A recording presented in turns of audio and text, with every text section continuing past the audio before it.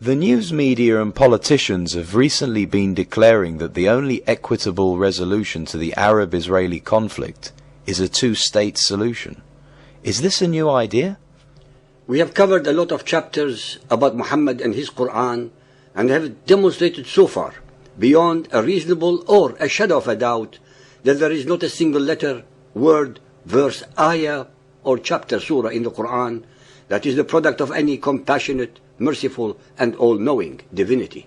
We have shown that the Quran is entirely the product of Muhammad's imagination, his alter ego, cleverly projected into the unsuspecting mouth of Allah, the name of the supreme rock god of the pagan Quraysh, embedded in the corner wall of the Kaaba, called the Black Stone.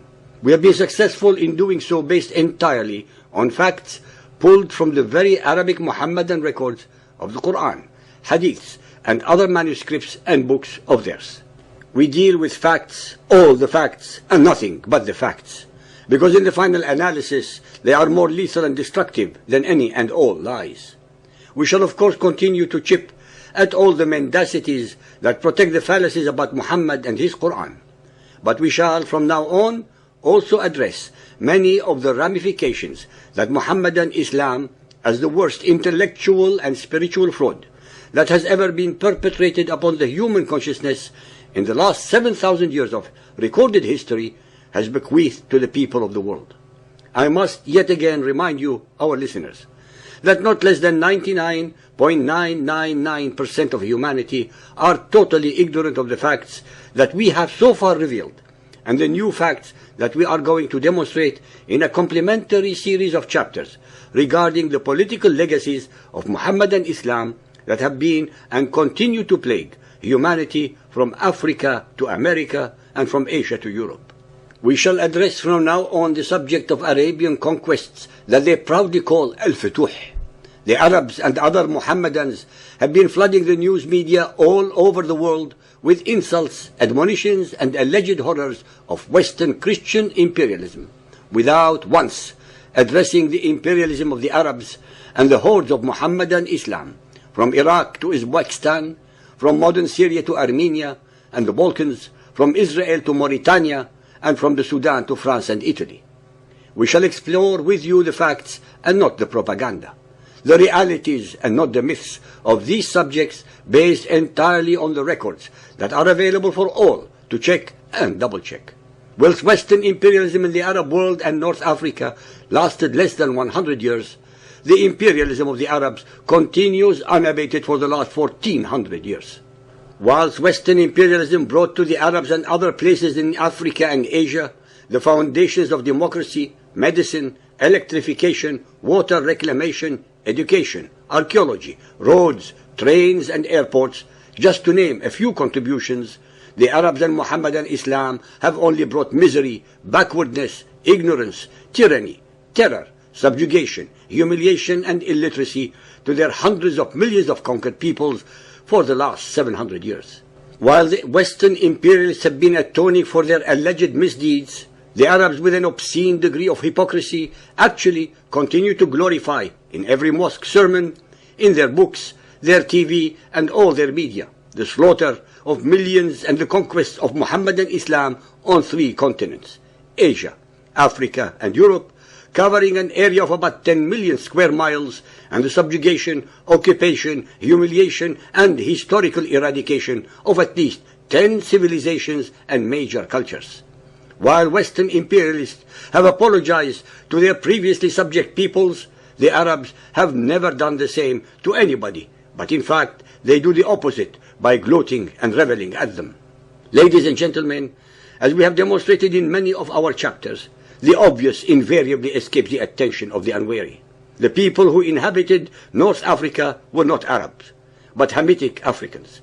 They were conquered by the Semitic Arabs and became Arabized after their conquest in the 7th and 8th centuries. Most of them were forced to lose their identity, their culture, their traditions and their religion by the extremism and terror of fundamentalist Muhammadan Islam.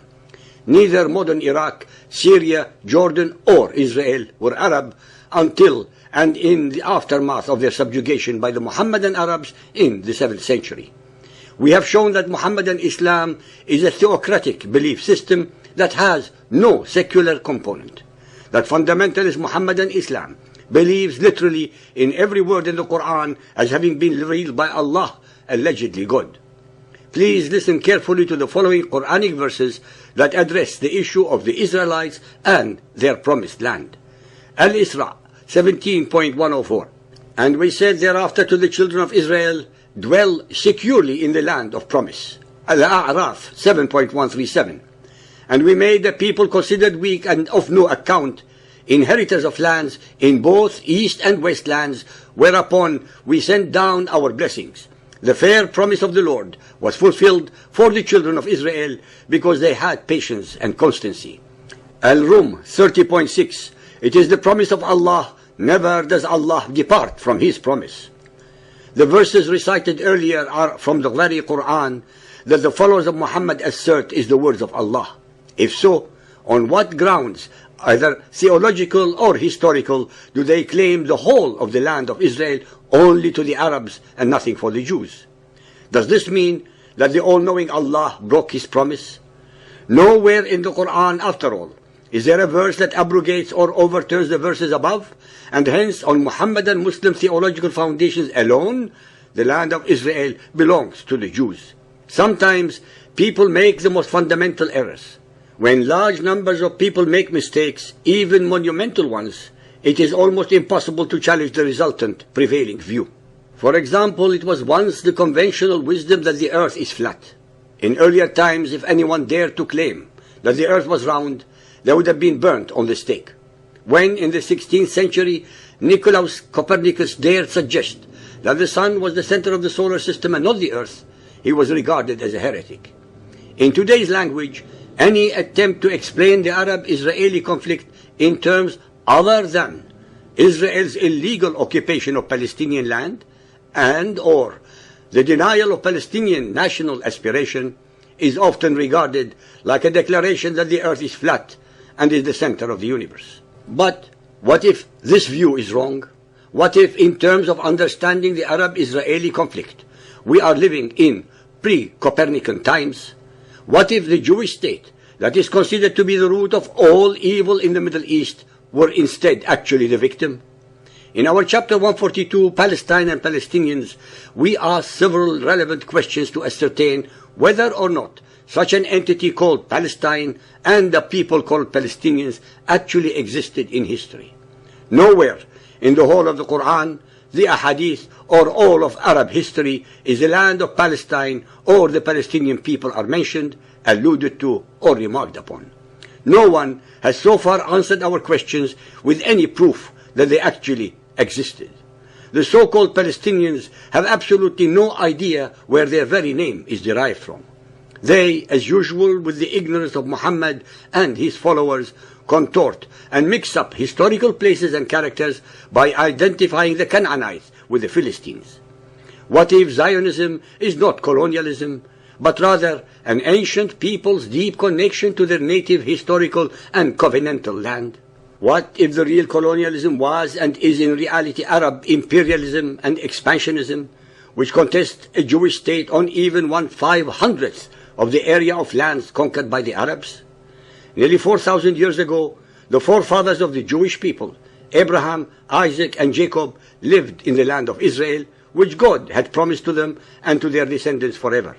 That promise was confirmed at Mount Sinai and was delivered upon by God through Joshua after the death of Moses more than 3,300 years ago, when the Israelites entered the land after being liberated from Egyptian slavery and oppression. About 3,000 years ago, King David established Jerusalem as the capital city of the Promised Land. Nowhere in the whole of the Bible records is there mention of the land of Palestine nor of the Palestinian people.